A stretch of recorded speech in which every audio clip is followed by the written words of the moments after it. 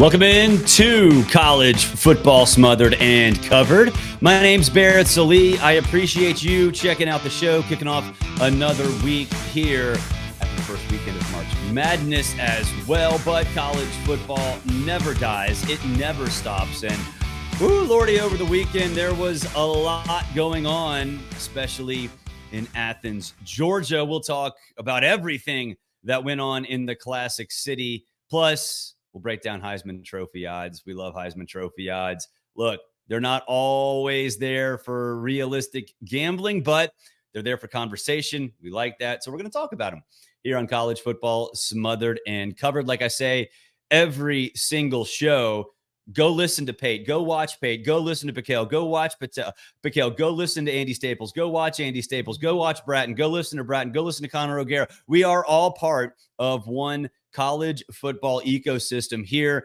Not enough college football coverage out there in the national media. So what have we done? We've taken it to the new media, and that is where the majority of the people pay attention anyway.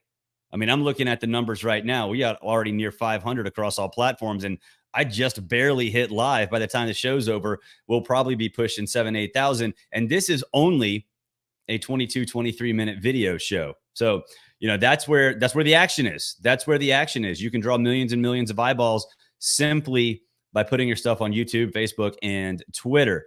So there was big news personally. Oh, and if you want to leave a comment, I have all the comments right here. It is 9:26 a.m. Eastern time. I will see them, whether it's Facebook, Twitter, wherever, YouTube. Leave it in the comment section. I'll try to answer. But big news for the show that dropped last week. We couldn't do a show Friday to talk about it for reasons that I could not control, but we are now part of the Believe Network. That's right. College Football Smothered and Covered. Got a new little logo right there in the top left corner, top right corner, I should say. This is the welcome graphic that they made for me. So part of the Believe Network, go check out all of their content. Great job across all platforms. They have the Sims brothers on there, plenty of other podcasts for you to listen to. So go to Believe.com and check out all of their content. Again, like always, BreakingT.com. Tennessee's going to the Sweet 16. Go get this GBO, go big orange shirt at BreakingT.com/smothered and covered. You will not regret it. BreakingT.com has the best viral shirts that come out almost instantaneously, and they're there for you. They also have standard stuff like this, players, coaches, slogans. They got everything over at BreakingT. So BreakingT.com/smothered and covered. All right. Trevor Etienne. You know, sometimes parody is reality. There's a joke, and look, it shouldn't be a joke, but on X it is, that Georgia players can't drive. And it should not be a joke because it's no laughing matter. We all know what happened last offseason with the tragic death of two people and two individuals. So it should not be a joke, but it just keeps happening. And it's like, y'all, get it together. Get it together. Trevor Etienne, Florida transfer, arrested Sunday morning, charged with misdemeanor DUI, reckless driving, affixing materials that reduced visibility of windows/windshield, and failure to maintain lane, improper driving on the road. Posted bond was released early Sunday morning as well. This is a big loss for Georgia if he's suspended for the Clemson game. And we don't know that. And I know Georgia fans are going to say, well, read the details. It's not that bad and all this other stuff. And okay, I get it. You got to defend your guy. You got to defend your guy. I don't like it sometimes, but okay, whatever. This keeps happening over and over and over and over again. And it's a systemic Georgia problem. And I know there are people that are point to the story last year and get all angry and whatever. Okay. It's not necessarily something that should get Kirby fired or even suspend. No, it's not something, because a lot of these incidents are minor. I get it. But they're incidents. And I'm a firm believer if you're an incident program or an incident guy, right? You're not a bad person. You're not a bad program. Just stuff keeps happening. And it's just over and over and over again. And Georgia's an incident program when it comes to traffic violations. I don't understand how the program itself can't nail into the ground a program that every player abides by, where if they can't drive for whatever reason, whether it's drinking, whether they don't want to, whether they're tired or they're lazy, whatever. There needs to be a program where they can call anybody and go get picked up. It really is not that hard. And I know there are some rules and regulations that need to be worked. Fine, whatever. Work through them. You should not have this happen over and over and over again. And so, yes, it is a Georgia problem. Is it as severe as people on the internet are making it out to be? No, because all of these things are individual incidents, right? You're not going to sit here and say, okay, well, no Georgia players can drive. Well, okay, some of them are getting suspended or getting caught with a suspended license or whatever. And those are, you should never have a suspended license. Just go get a freaking ID. It's not hard. Everybody can get an ID. Got to get ID to get cigarettes, beer, vote. You should be able to vote anyway. Join the army. You name it. R-rated movie. Don't get if you get popped for a suspended license, you're just an idiot. Period. But it happens. Like it happens at Georgia, happens everywhere. But these traffic incidents keep happening over and over and over again. Georgia, do something about it. And it's very easy. Put together a program, and I don't necessarily know if there's one right now, and if there is, strengthen it, where you can go get anybody, anytime, no matter what, no ramifications. And I know that would lead to a situation where, okay, well, if player X is drinking underage, well, he's breaking the law. Okay. If that's the case, make him run stadiums. I mean, honestly, make him run stadiums. Drinking happens underage, right? So this is a problem. It needs to be addressed by Georgia. Now, on the field, Trevor Etienne was supposed to be the savior. Trevor Etienne was supposed to be the guy who comes in, takes over as RB1, takes over as the lead back. Branson Robinson's injured, and so he's coming back. You don't know what his 100% is going to be. There are talented running backs coming in as well, but Etienne was supposed to be RB1. Look at what he did at Florida with not much help. 753, 172 through the air, 224 on kick returns, and 9 touchdowns, 8 rushing, 1 receiving. He's a Swiss Army knife. And he did it on a team that was an abject disaster. And he did it the year before as well with 719 and 6 touchdowns. He was successful at Florida with very little help. Y'all, he's a Heisman Trophy candidate at Georgia. And I truly believe that. Because this is not going to be your typical Georgia team where you split carries between 4 guys. You probably will split them between 2. And Trevor Etienne is going to be RB1. Got a better offensive line, going to have more opportunities because safeties aren't going to jump into the box. This is a big deal. Why else is it a big deal? Well, Aflac kickoff game, you got Clemson. And we don't know if he's going to be suspended. But a DUI is a DUI, and it's serious. That's not something that should happen. Potentially deadly. We've seen that. So if he can't go against Clemson, that's a big deal because that Clemson defense is going to be solid. And we've talked about it on the show several times, over and over and over again, how I think they actually are going to unleash Cade Klubnik this year. And I think they'll be fine. We talked about it last week. Unsung heroes, most important players. Phil Mappa is the most important player for Clemson. So I think this is going to be a tough Clemson team. And we'll go through the motions. We'll find out what specifically the legal process, gives and how they weave through it and all that other stuff. But a DUI probably warrants a suspension. And I know Georgia fans don't want to hear that. And again, we can sit here and talk about the details and specifics and all that other stuff. A DUI still warrants a suspension because you have to make it known that that's not okay. And it's not okay. So if he misses Clemson, that's a big deal. Now, how big of a deal? Well, it's college football playoff year with 12 teams. So if Georgia loses that game, they can still be fine. I still think they'll make the college football playoff, might win the SEC, might get one of those top 4 spots. It'll help Clemson for sure, but this potentially is something to keep an eye on. So watch the legal process with this because it could make or break at least week 1 for Georgia. More bad news for Georgia.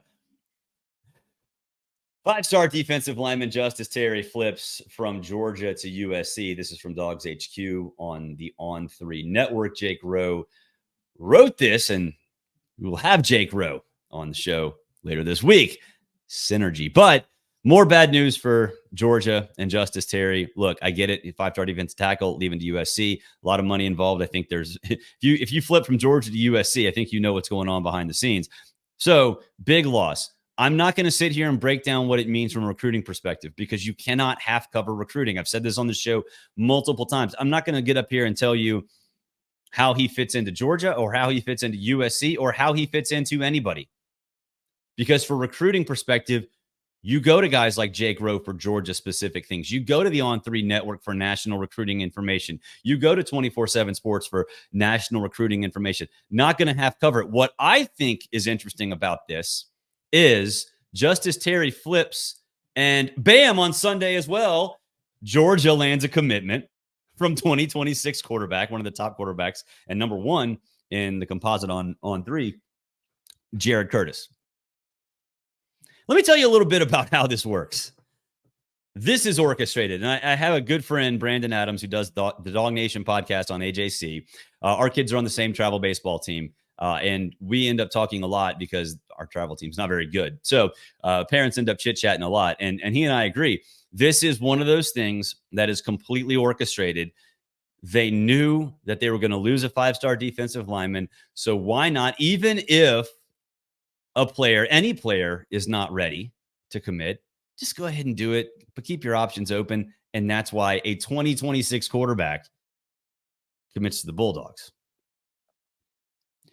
It's all PR, guys. It really all is all PR. And Georgia's good at it. A lot of these schools are good at it. So Georgia fans, worry about the off-the-field stuff. Recruiting, I would not worry at all. Let's go to the comments. Greedy Grandpa. If and when the ACC disbands, which teams would go to the SEC versus the Big Ten? What happens to the rest? Okay, with the ACC, I think Florida State's going to get out, and I think sooner rather than later. I don't think the SEC is willing to accept one team. So I think Florida State's going to be an independent for a year or two, which they can schedule whatever. They'll be able to do that. And they'll be able to get a decent TV deal out of that. Even if it means playing more road games and getting on the opponent's TV networks. Clemson, I think, is going to be one of those teams that joins the ACC. And I know it's lazy to say Clemson and Florida State, but it's the truth. You know, Bobby Bowden could have gone to the SEC and taken Florida State to the SEC in 1992. He chose not to. He chose the ACC because it was an easier path to the national championship, and he was right, and that worked out very well for Florida State. It is still working out pretty well up until last season. Then the dominoes fell where they fell, and Florida State got all pissed off, and now we are where we are right now. If the SEC wants to go beyond that, and I do think it will, because we're basically going to the AFC, NFC, NFL model, which is stupid, and I hate it.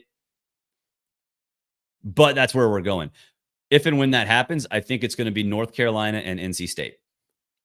And I know you can say, well, they're in the same market, the Raleigh-Durham market. And yeah, they are. It doesn't matter. You get North Carolina and NC State, you bring two blue bloods in from a basketball perspective. You bring two pretty darn solid football programs in, still in the Southeastern footprint. I think that's where they're going to go. I don't think they're going to go anywhere else. Yeah, could it be Virginia and Virginia Tech? Yeah, but I think it's going to be North Carolina and NC State. I think there's a draw for North Carolina that people don't realize. It is a big-time target for both Power 2 conferences. So I think that's what happens. With the Big Ten, I'm not going to dodge it and say, I don't know, Greedy Grandpa, but thank you for the comment. If you have comments, drop them in the chat. John Rose, my brother-in-law, nice shirt. That's right. Rad in 4K in theaters. Go see it. It's also available for purchase on Amazon. If you don't own it, you should own it. If you haven't watched it, you're a terrible person. You should watch it. Where in the Big Ten, where the Big Ten will go next? Honestly, I think they're going to stand pat for a little while because what else do they need to do? They're already nationwide. Would they go to Arizona and make it a full-on X across the country? I don't know. Probably not. They've already got that to an extent with the two Southern California schools. So I think the Big Ten is going to stand pat for now and let the SEC do their work if they are going to expand. And I do think it's going to happen at some point, probably, 2029, 2030, something like that. Does Notre Dame stay independent? Yes, there's no reason to stay to go anywhere. They still get a lot of the luxuries that other teams don't get. I know there's this idea that they're never going to get a home game in the playoff and never get a bye. They will get a home game. Yeah, they're going to make it every year. So I think Notre Dame's in good shape. I think they'll stay independent. And as soon as the Big Ten contract dwarfs them to a point where they can't keep up, then maybe they'll go to the ACC. ACC does have right of first refusal, but contracts are made to be broken. All right. Heisman Trophy odds. Love these. These are from Bet365. No, these are from FanDuel. I'm sorry. Heisman Trophy winner. We're going to talk a little bit about two guys that I like in terms of value, or just maybe throw a little dollar on because they might become superstars. Jalen Milroe at plus 1,500. It's interesting to me that Jalen Milroe is getting this love because I think we all watched Alabama. We all know what Alabama was last year from a passing perspective. Jalen over the top, and then try to figure things out from a passing perspective beyond that. And they did a good job of that. Now, Jalen Milroe's strengths fit what Kalen DeBoer's coaching style is. We saw Michael Penix. It was deep ball, deep ball, deep ball, deep ball. So that's good. Plus 1,500. You put $100 on that and you get 1,500. That's a really, really good deal.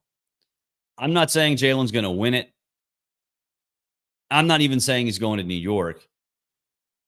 But the dude's a winner. We know it. We've seen it. He can stretch the field deep. We know it. We've seen it. He's in a situation that fits those strengths. So plus 1,500 to me is interesting. And then again, on this first page, one that I don't necessarily love is Cam Ward at plus 2,000. Where is the Cam Ward love coming from? Because he's a stat monster? Okay, yes, Cam Ward is a stat monster. If you're going to win a Heisman Trophy, you got to be a stat monster on a national championship caliber team that makes, at the very least, makes the 12-team playoff. Is Miami going to make the 12-team playoff? No. They're the third best team in the ACC at best right now. And yeah, Cam Ward he's a very dynamic player. I think he's a very good player. That's all. And he's not going to have the weapons around him that he needs to lead his team where you need to be in order to win the Heisman Trophy. And I know, we can go back and say, well, RG3 wasn't in the national championship hunt with Baylor, and Lamar Jackson wasn't, whatever. This is a different era. Heisman plus 12-team playoff means you have to make the playoff, period. If you're going to win the Heisman Trophy, you have to lead your team to the 12-team college football playoff, period. Is Cam Ward going to do that? No. Because he's not all that he's cracked up to be. He's a very, very good quarterback on a team that simply is not built to win the ACC. That is much closer to being the fourth or fifth best team in the ACC than the first or second. So plus 2,000, you are throwing your money away. I know there are people that'll look at that and say, wow, Cam Ward, look at how great this guy is. Look at the stats. You're throwing your money away. You're burning your money if you're putting Cam Ward as a value anywhere on your Heisman Trophy previews. All right, second page of the Heisman Trophy odds. I think this is so interesting because we just saw Trevor Etienne at plus 6,000. What do we talk about? Trevor Etienne, Heisman candidate. Maybe not one that we think that is necessarily worthy. But Avery Johnson at Kansas State was going to take over for Will Howard. Will Howard wasn't going to start at Kansas State. And now you have Avery Johnson at plus 2,500. That is way behind Will Howard at plus 1,200. Why? I don't think Will Howard's going to start, but Avery Johnson is. And we saw what he was capable of at the end of the season in the bowl game. The dude can run. He's dynamic. He's got an arm, and he's at a place in Kansas State where they can make noise. I don't know exactly where they are right now in terms of the Big 12 odds because I think they changed a couple days ago, but they're going to be either the favorite or second favorite to win the conference. Right now, in basically everybody's top 25, they're mid 10s to 20s, something like that. And again, to win the Heisman Trophy, you have to lead your team to a playoff. Can Kansas State lead, or can Kansas State make the playoff? Yes, absolutely. I'm picking Oklahoma State to win the Big 12 and thus getting the fourth slot as the fourth best conference champion. Could I be wrong? Absolutely. Did I have a big issue in my mind with those wheels spinning about who I'd pick? Yeah, because it was between Oklahoma State and Kansas State. So if you're a stat monster, again, same thing as Cam Ward. If you're a stat monster, how do you win the Heisman Trophy? You get your team to the playoff. You become a Cinderella. You become a darling. Guess who has all of that working for him? Avery Johnson at wrong slide, plus 2,500. That, my friends, is worth a money line sprinkle. All day, all night, and all evening long. Much love to Kilo Ali, one of the best rappers of all time. So Avery Johnson, I absolutely love. I can't wait to see what he does this year. Because he won the job over Will Howard, and suddenly Will Howard's a superstar. That'll do it for this edition of College Football Smothered and Covered. I appreciate you guys checking the show out. We're having a good time here. A lot of big things popping. Again, part of the Believe Network. So check out all the podcasts they have over at Believe. They do a great job, whether it be team-oriented, league-oriented, national sports, everything. They've got all the podcasts in the world over there. And look at that new logo. Looking sharp. Bet you guys can figure out what hat that actually is. They took a logo out of it, but I don't think it's necessarily that big of a deal. Speaking of hats, Jason Aldean's Bar in Nashville. That's part of a college football story we talked about a couple weeks ago with the Italian mafia trying to fix Vanderbilt games. Didn't really do that on purpose, just because I like this hat. Anyway, please subscribe to the show. Give us 5 stars. Give us 1 star, whatever you want to do. Constructive criticism, absolutely love it. We're here for you. We're trying to give you college football content all day and all night because you deserve it. You don't deserve Michael Jordan versus LeBron. That's stupid. That's dumb. Who cares? You don't deserve 5 people screaming at you on TV. You deserve college football content, and we're here for you. Enjoy your Monday, everybody. We will talk to you tomorrow.